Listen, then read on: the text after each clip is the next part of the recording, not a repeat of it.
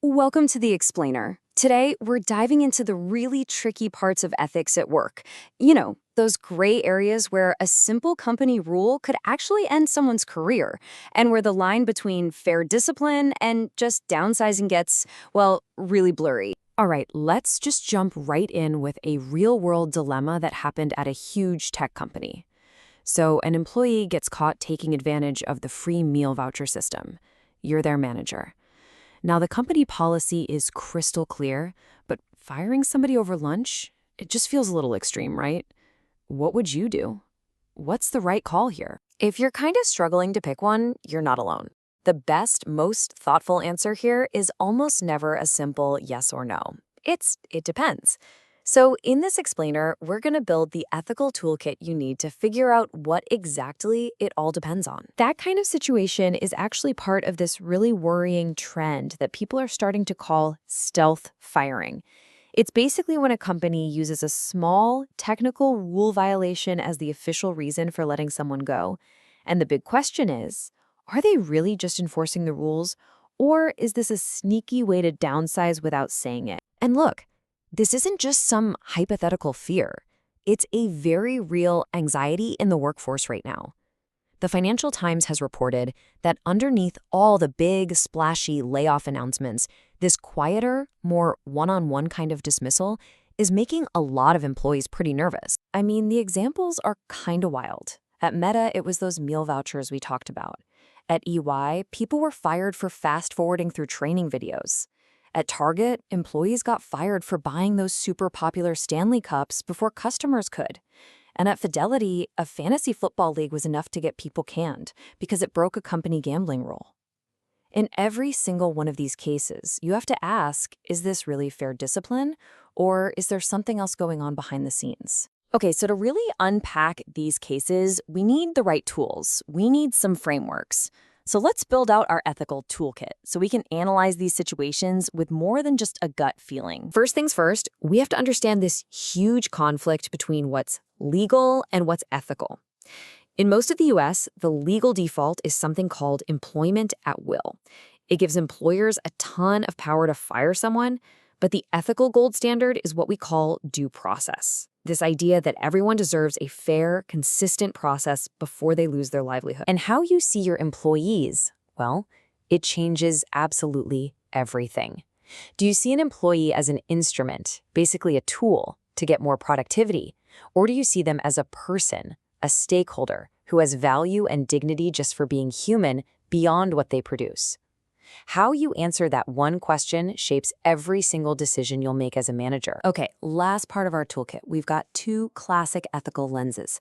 A utilitarian is focused on the outcome. They're asking, does this decision create the greatest good for the greatest number of people? But a deontologist, they're focused on duty.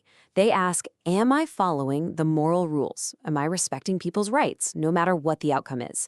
And as you can probably guess, these two approaches don't always point you in the same direction. All right, let's put this toolkit to work. We're going to apply these frameworks to one of those real-world examples we just looked at. Let's break down that EY case with the training videos. So from a utilitarian perspective, you could argue firing those employees does create a net good, right?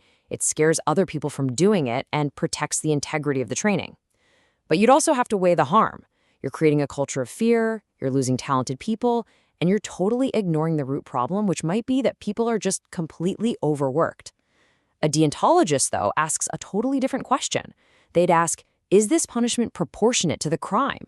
Does firing someone over this show a fundamental lack of respect for their dignity as a person? Does it violate a basic duty you have as an employee? And this really gets to the heart of the suspicion. There was this chilling story an expert shared in the Financial Times article. A company literally told its IT department to hunt for any kind of misconduct, specifically so they could find reasons to fire people without having to pay them severance. That just forces you to ask the question, is this really about ethics, or is it about cutting costs on the sly? And these decisions, they don't just affect the person who gets fired. They create these massive ripples that spread across the entire company. Just like ethics expert Leo Martin warns, when you enforce rules selectively like this, it just poisons the well. The people who are left see what looks like total hypocrisy, And that loss of trust can end up hurting the company way more than whatever the original offense was. The result is totally predictable, and it's toxic. As these kinds of stealth firings go up, employee trust just plummets, and it gets replaced by fear and this constant feeling of vigilance, where everybody's watching their own back instead of focusing on their work. And that is not a place where innovation or great work happens. So, what's the alternative? It's not about never firing anyone, it's about what's called ethical firing. This just means having a process that's transparent and based on clear rules. A process where you can point to a concrete issue that was investigated fairly, not just some vague feeling that someone isn't a good fit. Now, this isn't just theory for a class. This is practice for your career. Because sooner or later, you are going to be the one in that manager's chair facing this exact kind of dilemma, and you will have to be the one to make the call. And when you're making that call, just remember this quote. Just because you can do something legally doesn't make it the right thing to do. Real leadership means holding yourself to a higher standard than just what the law lets you get away with. So as you get ready for your Module 6 assignment, use these questions as your guide. Really try to step into these different roles. If you're the manager, how do you protect the company's needs and your employees' dignity at the same time? If you're the employee, what are the basic rights you should be able to expect? And if you're building a company from scratch, how do you bake this stuff into your culture right from the very beginning? Because ultimately, the answers you come up with for those questions, they're going to define you. These frameworks aren't just for passing a class.